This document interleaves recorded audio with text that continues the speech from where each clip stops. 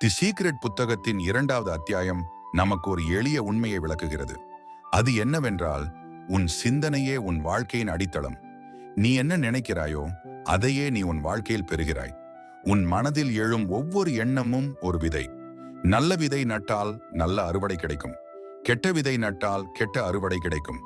அதே போல உன் சிந்தனை விதைக்கும் விதைகள்தான் உன் எதிர்காலத்தை உருவாக்குகின்றன. உதாரணமாக, ஒருவன் எப்போதும் எனக்கு கஷ்டம்தான் வரும், என் வாழ்க்கை மோசமாகத்தான் இருக்கும் என்று நினைத்துக் கொண்டே இருந்தால் அந்த கஷ்டங்களே உண்மையாக வந்து அவனை சுற்றி வளையும். ஆனால் ஒருவன் எனக்கு நல்லவை நடக்கும், என் வாழ்க்கை சந்தோஷமாய் மாறும் என்று நம்பிக்கையோடு சிந்தித்தால் அந்த நம்பிக்கையை பிரபஞ்சமே கேட்டு அவனுக்காக நல்ல வாய்ப்புகளை திறக்கும். இந்த அத்தியாயம் நமக்கு சொல்லும் ரகசியம் என்னவென்றால், உன் மனம் ஒரு காந்தம் போல. அது எதை அதிகமாக சிந்திக்கிறதோ அதை உன்னிடம் ஈர்க்கும். கஷ்டத்தை சிந்தித்தால் கஷ்டமே வரும், சந்தோஷத்தை சிந்தித்தால் சந்தோஷமே வரும். அதனால் உன் வாழ்க்கையில் நீ விரும்பும் விஷயங்களை தினமும் மனதில் படம் போல கற்பனை செய்.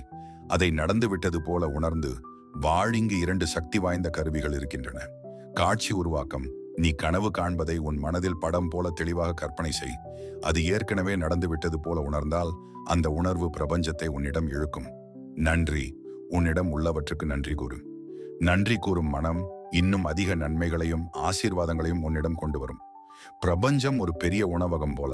நீ ஆர்டர் செய்வது போலவே அது உனக்கு தரும். ஆனால் நீ எதிர்மறையானதை ஆர்டர் செய்தாலும் அதையே தரும். அதனால் உன் மனதை நீ கட்டுப்படுத்து.